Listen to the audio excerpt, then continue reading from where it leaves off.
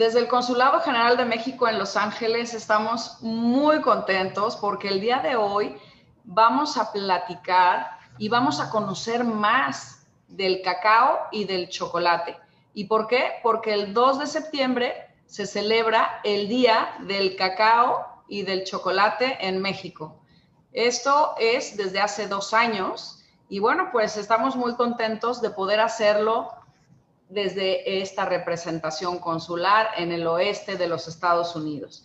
Quiero darle las gracias principalmente al Canal 22, a Orisa Castellanos, que es la directora de la señal internacional de este canal, y a Lisette Ávila García, que es la coordinadora de contenidos y redes. Muchísimas gracias por ayudarnos a que esto pueda llegar a muchas más personas.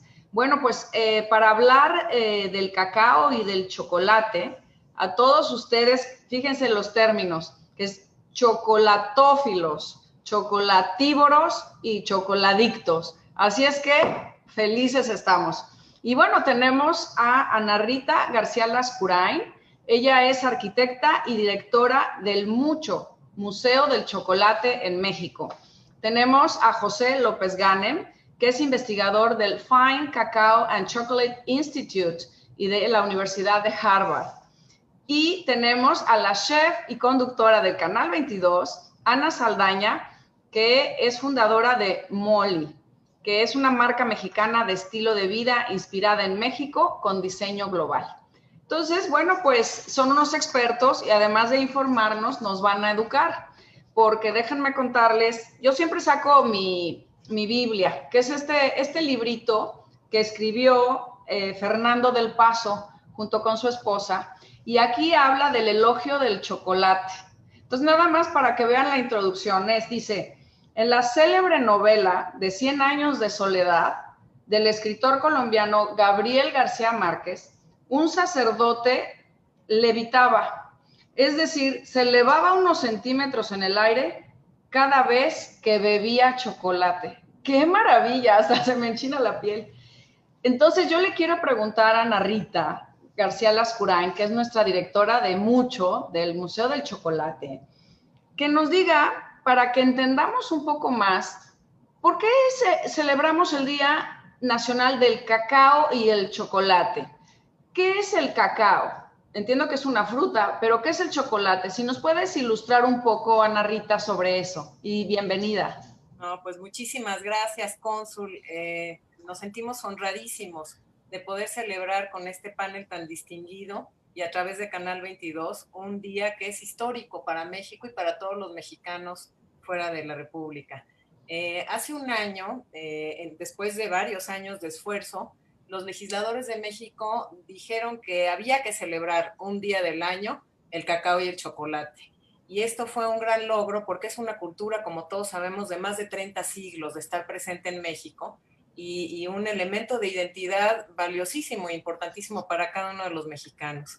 Entonces, bueno, celebrar el cacao el día de hoy expresa una serie de voces que están hablando de esto en toda la República Mexicana y bueno, pues creo que esa es la importancia más grande de celebrar por segundo día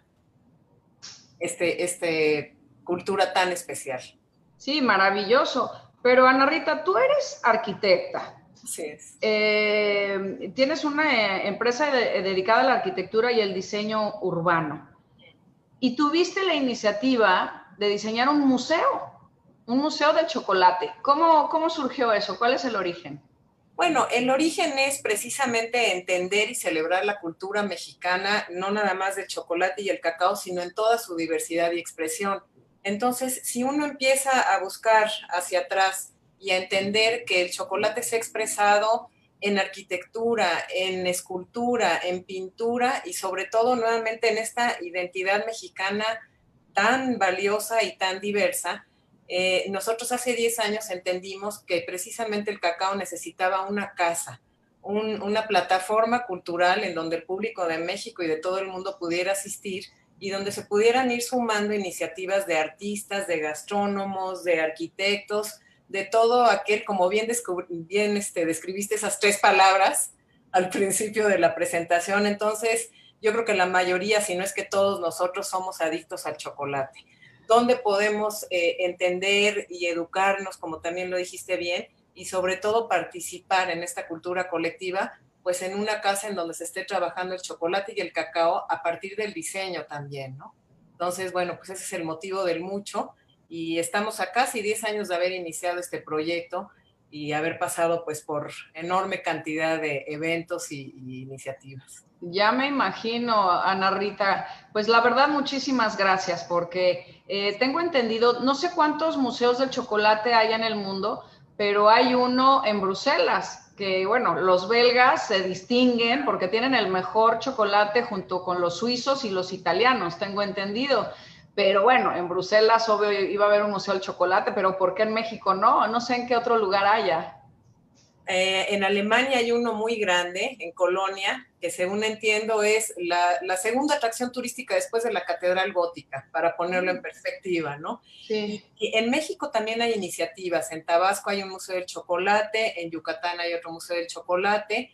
Y bueno, en la última década ha habido un renacimiento global y muy intenso en nuestro país, en este rescate de esta cultura y en esta dispersión orgánica de todas las expresiones y voces y manifestaciones. Entonces, como te decía hace unos momentos, yo creo que hoy es un momento muy histórico en el sentido de que cada vez madura más este movimiento nuevo de adictos al chocolate y de reconocimiento al productor y al campo, ¿no? Que sin cacao no hay chocolate.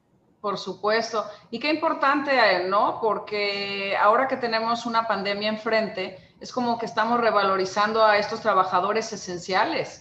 Y digo, y siempre han estado ahí. Y como argumento, necesita enfrentar una pandemia para que nos demos realmente cuenta de la importancia de ellos. Ustedes, por ejemplo, en el Museo del Chocolate, ¿tienen alguna sección especial de reconocimiento a estos trabajadores? Bueno, yo creo que toda la expresión del museo es un reconocimiento al cacao y a los trabajadores de cacao y a los productores, que son privilegiados en el sentido de que ellos son los guardianes de nuestra cultura y también los guardianes de la biodiversidad. El cacao tal y ya dejaré a mis colegas hablar más ampliamente de eso, pero es un sistema agroforestal en donde la biodiversidad es muy importante. Entonces, esto va mucho más allá de los individuos, es más bien toda una colectividad, hombre, naturaleza, cultura, que merece pues toda la celebración, ¿no? En ese sentido, el día de hoy nosotros estamos muy orgullosos presentando en el museo una exposición que habla de estas distintas voces en lenguas indígenas. Hay dos poemas, el poema de Texcoco y el canto del festín, que son de Netzahualcóyotl, el rey poeta, y que nosotros estamos recuperando ahora y traduciendo, desde luego, con otras voces de eruditos en distintas lenguas indígenas por primera vez. Entonces, esto es una muestra más de la diversidad cultural de México y de la diversidad del cacao, ¿no? Con ello queremos sumarnos a todas las demás voces que están celebrando el día de hoy. Qué maravilla, Ana Rita. Oye, bueno, pues además te quiero felicitar porque sé que en el 2018 fuiste reconocida como entre las 10 mujeres emprendedoras mexicanas que se presentaron al Senado de la República como parte de hashtag Ella Hace Historia, que es una campaña global que tiene como objetivo celebrar el empoderamiento femenino. Así es que muchísimas felicidades, Ana Rita, y gracias por compartir con nosotros pues esta maravillosa iniciativa que es el museo, que lleva 10 años en México de mucho. Y bueno, ahora quisiera pasar a platicar un poquito con José López Ganem, que lo conozco desde que era chiquito. A lo mejor le va a dar pena eso, pero bueno, yo ya soy una adulta contemporánea y yo sí te conozco desde que eras un bebé, pero desde siempre mostraste esa pasión, ese compromiso tan profesional.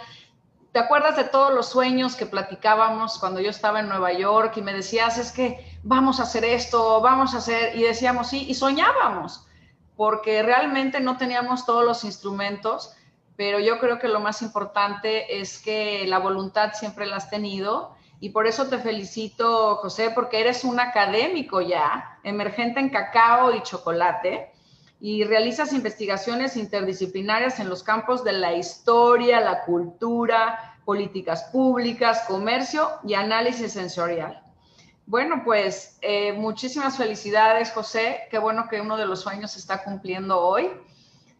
Y yo te quisiera preguntar entonces, ahora sí, como tú eres el académico, que nos digas, porque yo estaba leyendo, por ejemplo, el cacao, en su etimología griega es theobroma, que quiere decir que es un alimento de los dioses, ¿correcto? Tú me corriges. Y luego estaba viendo que ya el chocolate se le atribuye que tiene una raíz azteca, del xochoatl, de xocuac, agrio, y atl, agua. Y de ahí derivó chocolate. Entonces, no sé qué nos puedas comentar sobre eso. Antes que nada, Marcela, muchas gracias. ¿Cómo no me voy a acordar? Hoy, muy bien lo dice, se cumple uno de estos sueños y empieza a trabajarse otro. Creo que hoy estará flanqueado por ustedes tres grandes amigas, pero también colegas y mentoras. Me han visto desde siempre ir con mucho entusiasmo hacia el amoldamiento de una cultura del chocolate, de una cultura gastronómica de nuestro país en el mundo. Muchas veces cuando se ofrece esta oportunidad de hablar con tan distinguido panel, empiezo con una frase del general brigadier Charles de Gaulle, que fue el presidente de Francia después de la Segunda Guerra Mundial, que decía: es difícil gobernar un país con 247 o 246 diferentes tipos de queso. Y yo siempre digo, qué bueno que Charles de Gaulle no fue gobernador de Oaxaca, porque el pobre hombre se abrumaría, ¿no?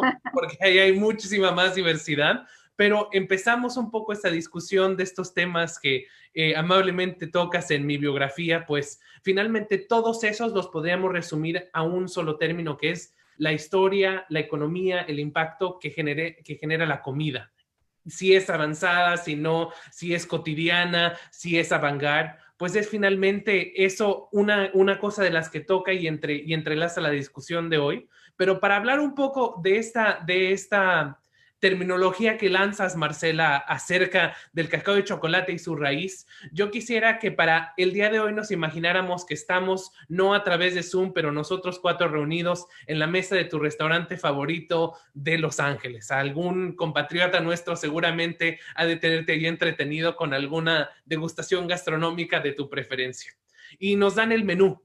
Y en lugar de nosotros ver cóctel 1, cóctel 2, cóctel 3, nosotros veríamos Negroni o caipirinha o mojito. Una de las cosas que hoy se debate en el mundo es esa definición de chocolate. ¿Qué es el chocolate? El chocolate de los aztecas, el chocolate de Mesoamérica con influencia maya, el chocolate olmeca, el chocolate de nuestros compañeros en el sur de Mesoamérica, también ya tocada la cultura inca, porque pues claro, hay una serie de debates de dónde surge y quién fue el primero. Yo lo que quisiera hoy celebrar con estos 30 siglos que hace referencia Narrita al principio es que diferentes culturas de Mesoamérica en el inicio ya estaban hablando de diferentes preparaciones que utilizaban el cacao como un fruto de reverencia, como un fruto de consumo, como un fruto de significancia cultural en diferentes maneras. Ahora, esta referencia a los dioses, esta referencia a una deidad, se incluye por esta definición azteca porque es donde se coincide la parte española y la parte prehispánica. Y finalmente es la historia española del chocolate y luego la historia europea la que hoy conocemos y por eso llegamos a esta terminología. Ahora, creo que estamos en un momento histórico muy padre de nuestra cultura del cacao porque estamos viendo de que no solamente hay un chocolate, sino hay muchos otros.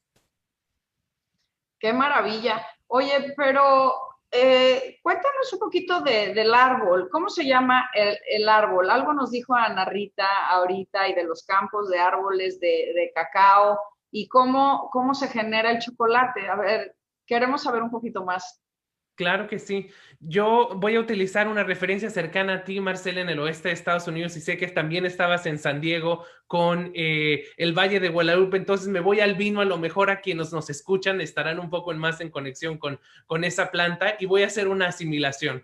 Pues mucha gente hoy sabe que es una cepa de Cabernet Sauvignon o que es una cepa de Pinot Noir.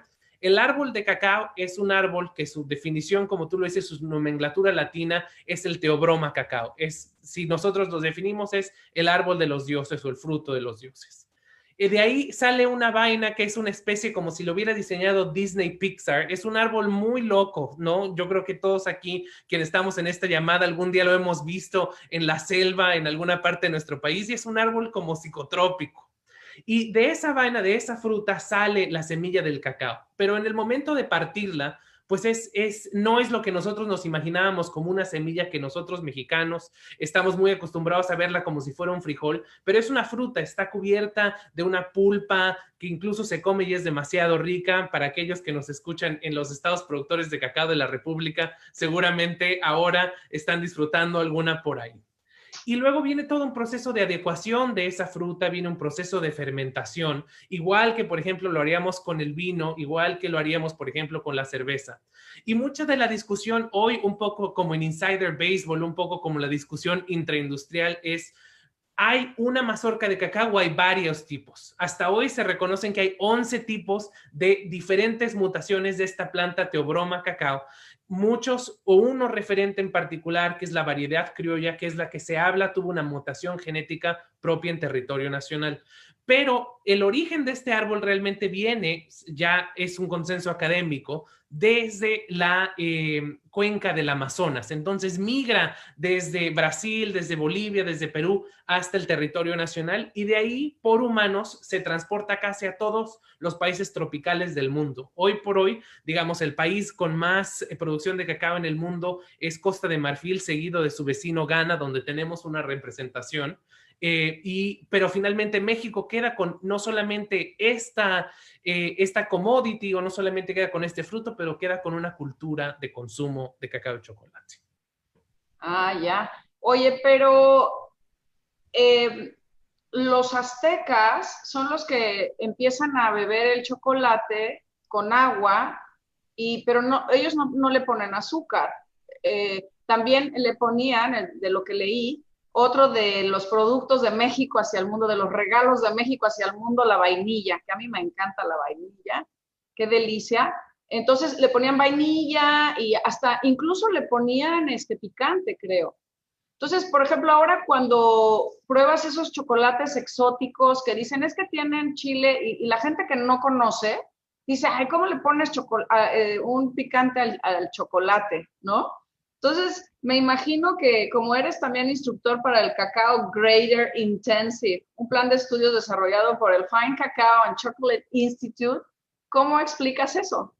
No, y es una cosa muy interesante. Regreso al restaurante donde estamos todos sentados, ¿no? Cada quien puede pedir el cóctel que más le guste, la bebida que vaya más acorde a lo que está comiendo. Y finalmente, esta receta que tú mencionas, el famoso chocolate azteca, pues era una de tantas. Y sí, por ejemplo, sí tenía, por ejemplo, mieles, sí tenía, por ejemplo, especias, no tenía la azúcar porque finalmente esa la importamos junto con la conquista española. Pero hoy una cosa que hacemos, por ejemplo, aquí en la Universidad de Harvard, que es verdaderamente una experiencia de las favoritas del semestre cuando estamos enseñando aquí, es el primer día de clases a todos los estudiantes les damos la probada del famoso chocolate azteca. Entonces, solamente los hipsters, yo diría 1 de cada 100 estudiantes le gusta, ¿no? Mucha gente está esperando un chocolate como lo que tú mencionabas, Marcela, belga o alemán o italiano, y finalmente les damos esta receta, quedan como sacados de onda. Sin embargo, hoy tú puedes ir a varios lugares donde hay una cultura más allá del chocolate, pero de los sabores del chocolate, en Estados Unidos, en Canadá, en Europa, y no es mentira, te encontrarás que hay en el menú una cosa compuesta como chocolate mexicano, en donde vas a encontrar canela, en donde vas a encontrar especias, en donde vas a encontrar diferentes tipos de chile, en donde no encontrarás azúcar en la mayoría de las ocasiones. Entonces, si bien todavía no hay una definición, y si me preguntases qué es el chocolate mexicano, tendríamos que quedarnos, yo creo que aquí con Ana Rita y con Ana, otro cierto tipo de tiempo para elucubrar la definición, pero de que hay un reconocimiento de que esa receta que narras existe hasta el día de hoy de manera comercial, es que la hay. Qué maravilla y qué orgullosos debemos estar. Muchas gracias, José.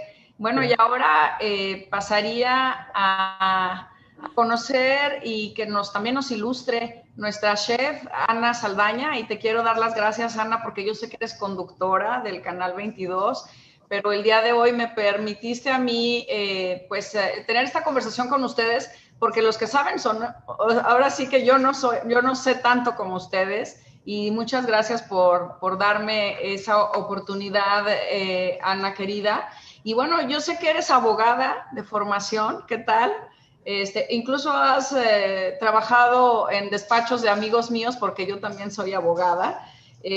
Has trabajado como consultora en Mercer Management Consulting, pero te reinventaste como chef, escritora culinaria y de viajes, conductora de televisión y radio, crítica de restaurantes y fotógrafa. Y finalmente emprendedora. Sin duda, también tú nos haces sentir muy orgullosas a todas las mujeres. Y bueno, pues tienes estudios de gastronomía y enología de la Universidad de Anáhuac y del Culinary Institute of America. Y entonces, bueno, pues nosotros queremos aprovechar, Ana, para que nos cuentes en el día a día del chocolate. ¿Cómo utilizas tú el chocolate o cómo ha marcado el chocolate en tu profesión, en la gastronomía? ¿Qué papel juega el chocolate en la gastronomía mexicana y para ti? Pues antes que nada estoy feliz de estar aquí platicando con todos, es una delicia estar en este panel. Muchísimas gracias, Cónsul, por habernos abierto las puertas a una charla tan deliciosa. Y bueno, el chocolate es de esos ingredientes fabulosos que cuando pensamos en él, tal vez muchos piensan automáticamente en el chocolate como una golosina, ¿no? Y efectivamente nos vamos a la golosina desarrollada por ese viaje, como contaba José, a Europa, a donde ellos se especializaron totalmente en el tema de desarrollar la mejor golosina del mundo. Y efectivamente en México nosotros nos especializamos y usamos muchísimo el chocolate todavía hoy en día, con una base de brebaje, ¿no? Como que es mucho más el hecho del chocolate que nos tomamos, pero además es delicioso en el sentido de que hay miles de combinaciones de brebajes, ¿no? Porque tienes el básico, que además muchos no lo saben, y también José platicaba de eso, el original mexicano pues era con agua y tenía el cacao molido en un metate y además lo molían, como decías Marcela, con toda la parte de ya la vainilla, a veces un poco de chile, por ejemplo los mayas hasta le ponían achiote, y entonces era un brebaje más amargo que dulce.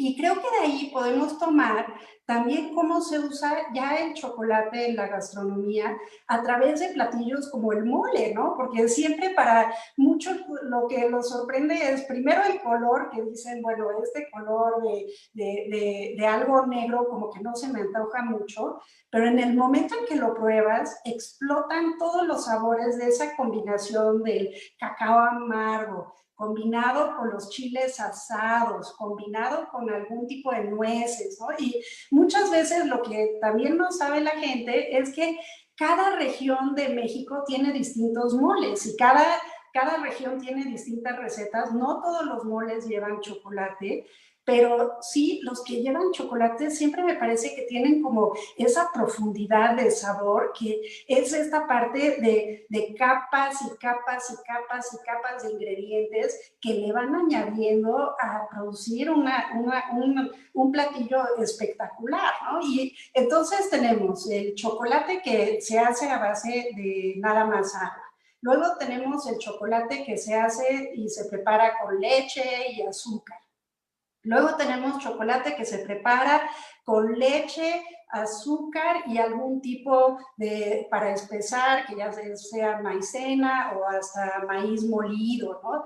Y luego hay lugares a donde pues tienes ciertas hasta bebidas ceremoniales como en Oaxaca, a donde todavía a esa combinación le agregan todo tipo de especias. Tienes tamales que hacen, por ejemplo, en San Luis Potosí, especiales en la época de Navidad, con chocolate, que pueden ser tanto dulces como amargos. Entonces, Para mí, el tema del chocolate como ingrediente es que el chocolate sí es de esos ingredientes que le va a añadir complejidad a lo que prepares. Es un ingrediente que puede usarse tanto por la parte dulce como salada, pero además es de esos ingredientes que lo puedes hasta poner en tus vinagretas en tu día a día cotidiano. Puedes, el otro día estaba comiendo una pasta con chocolate y camarones y mantequilla. Hay bebidas ahora en el tema de mixología que están usando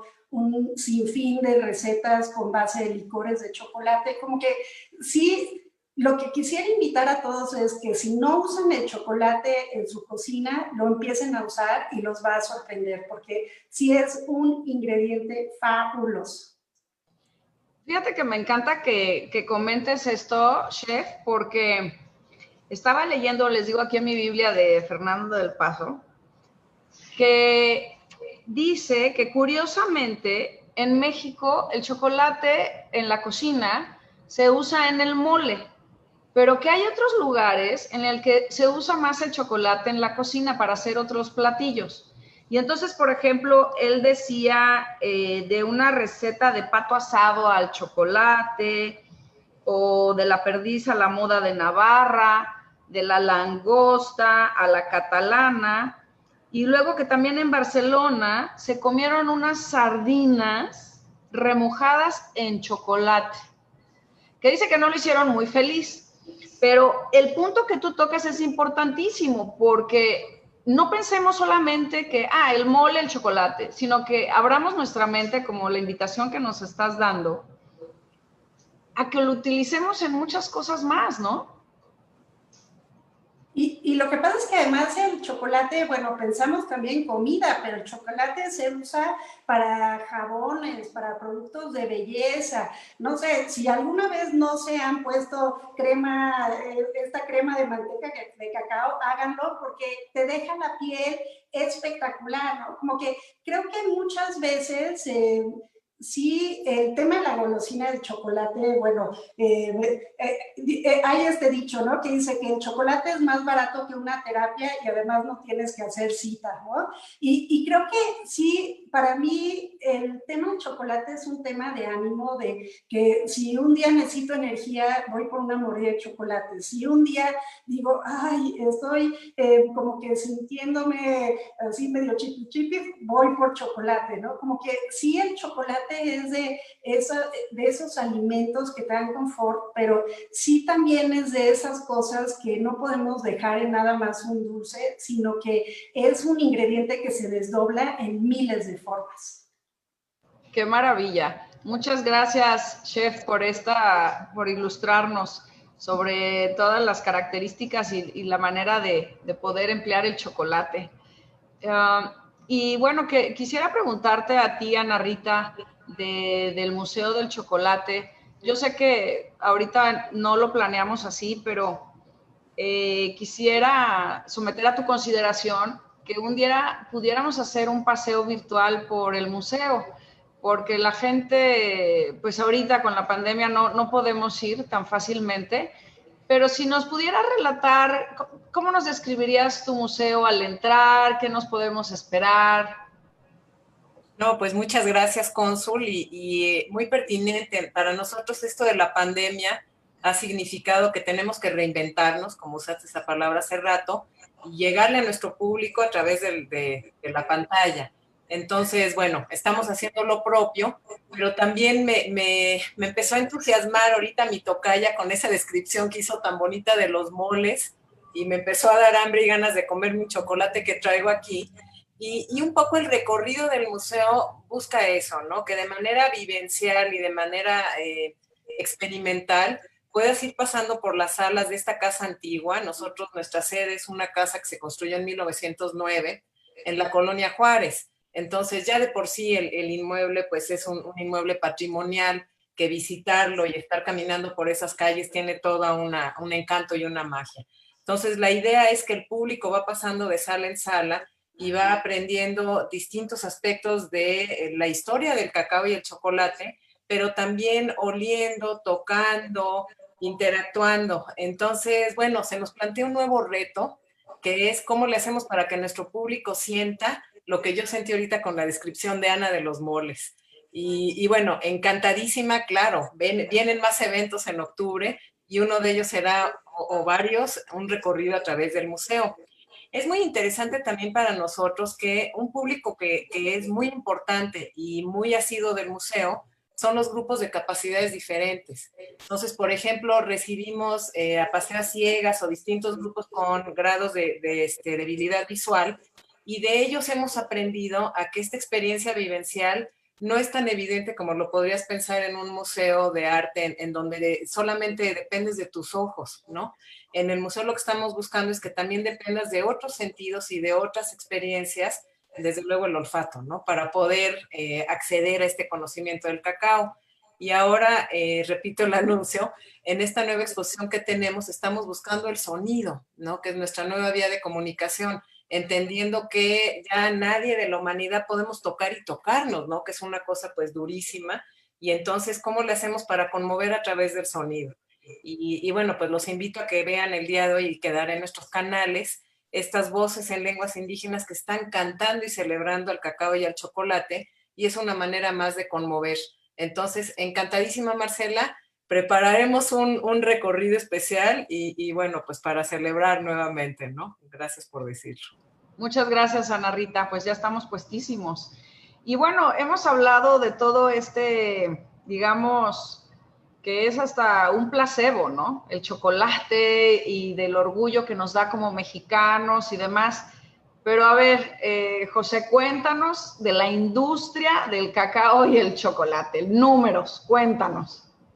Y ahora sí, como se diría, quiero tomar ahí de Ana, ese es mi mero mole, ¿no? Esa investigación de los números y realmente detrás de todo este efecto hipnotizante del chocolate, de su sabor, de sus efectos sensoriales, quién realmente mueve esta economía. Y creo que a lo largo de nuestra conversación han surgido momentos en donde hay pequeños vislumbros de esto. El primero, un poco esta referencia que hacemos a los trabajadores, a los jornaleros que están en parcelas, campo. También hay que reconocerlo ahí junto con el gremio de Ana en la cuestión de cocina, desde los pasteleros hasta los chefs, hasta la gente que está trabajando por algún conglomerado internacional. Ya sabemos aquí todos los nombres de los chocolates que son más accesibles, digamos, desde el punto de vista desde un supermercado. Pues eso es una macroindustria.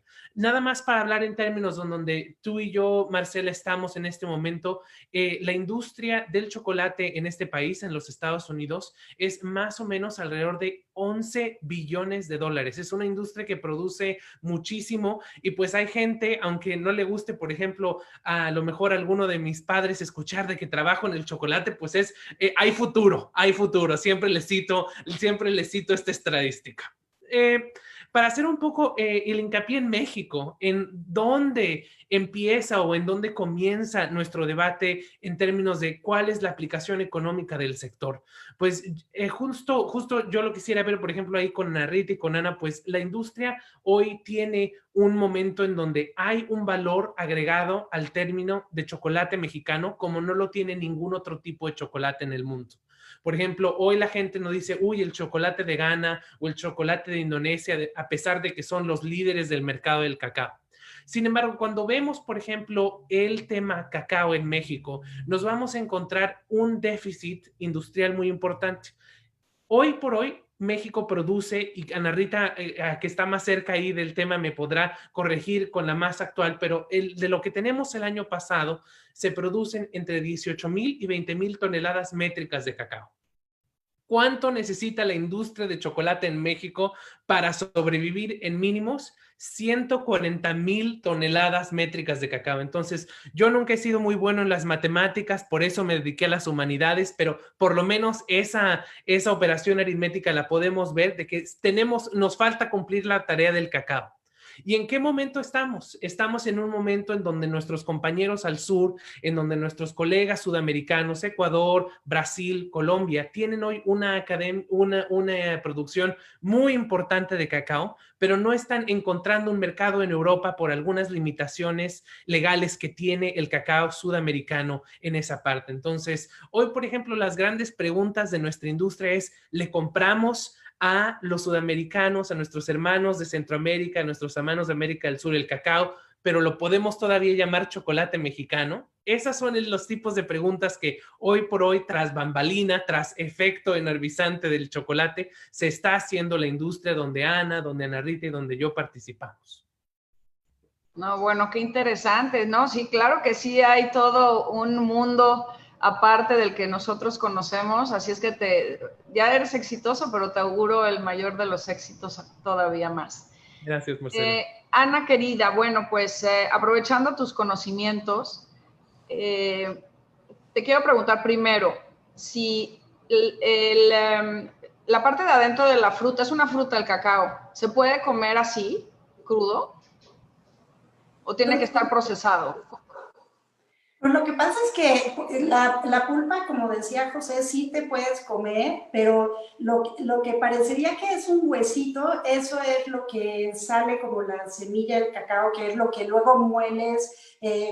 Anteriormente lo molías como en un metate, hay prensas que también lo procesan, pero el tema normalmente es que sí necesitas como un tostado y luego también la parte del fermentado, como explicaba al principio, José, de todo el proceso de elaboración de cacao.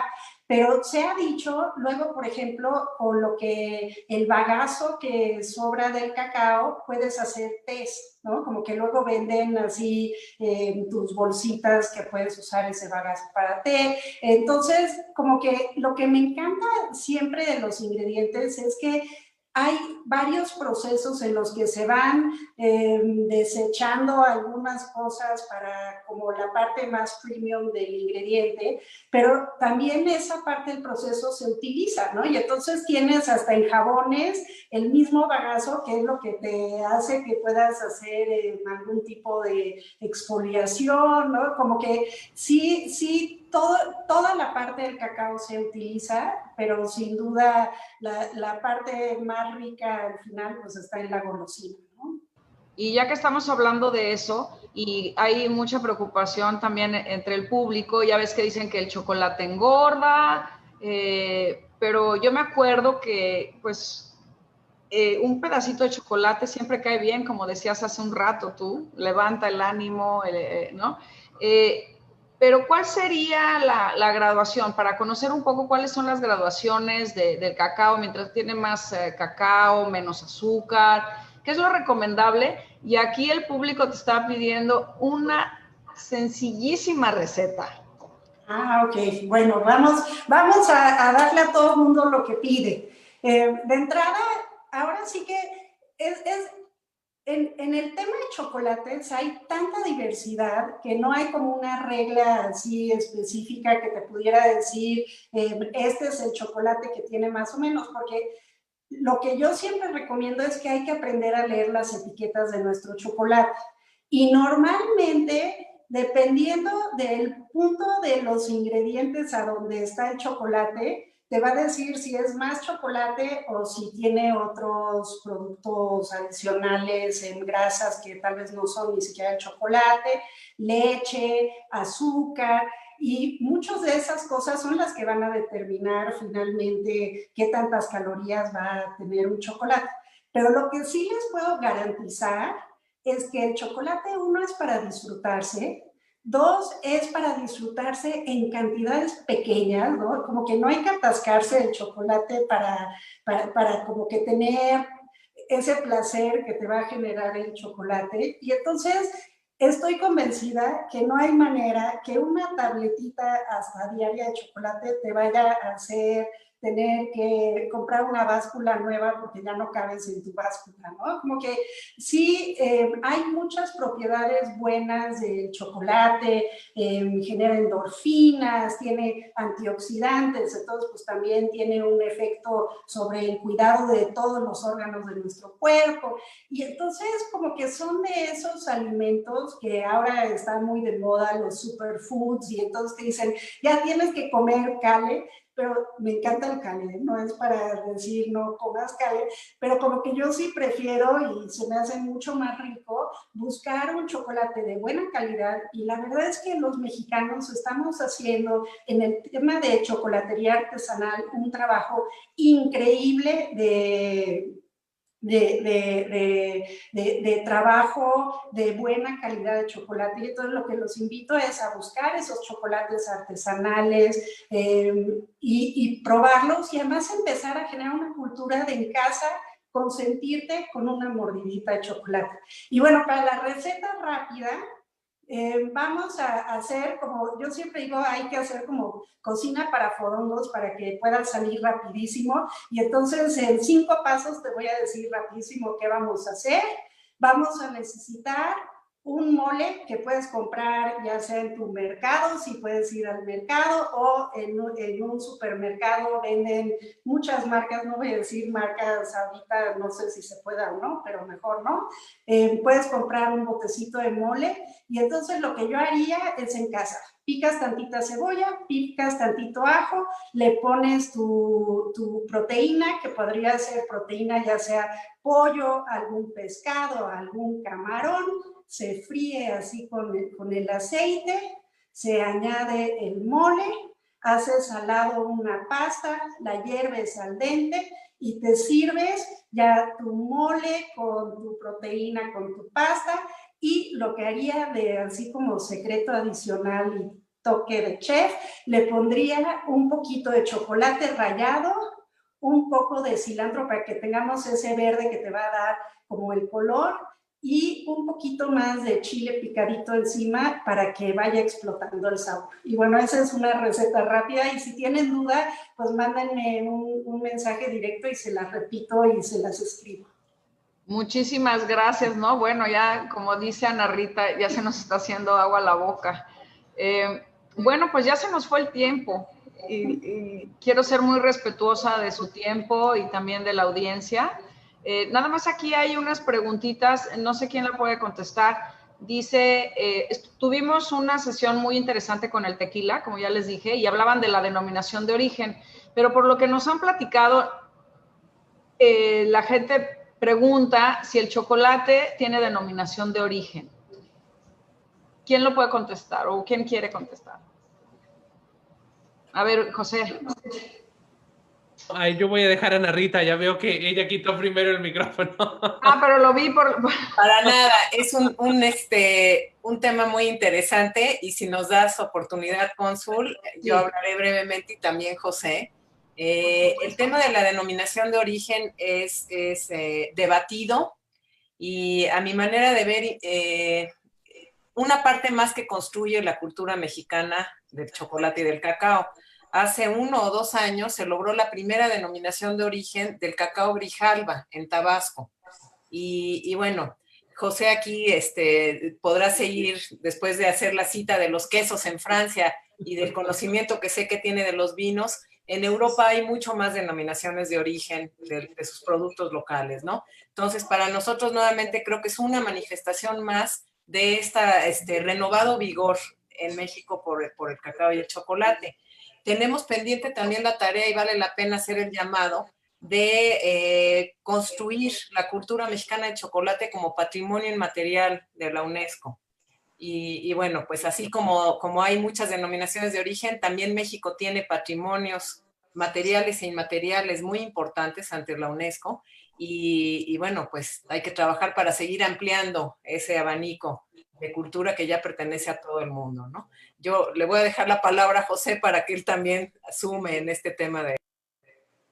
Meramente complementario que le dice Manarrita, un poco en el sentido de la estructura de una denominación de origen, a qué aplica y en dónde podría caber, por ejemplo, en el contexto México. Como Manarrita bien lo dice, hay el material para que el chocolate mexicano, su consumo, su cultura, desde la parte gastronómica que hoy nos ha compartido Ana, desde la parte cultural que Narrita tiene en el museo, se sume y pueda generar tanto un bien cultural como un bien de mercado. De que lo hay, lo hay. Una cosa muy interesante cuando, por ejemplo, se comparte la denominación de origen es cuando nosotros estamos hablando de un tequila, estamos hablando de un licor, estamos hablando de un producto terminado.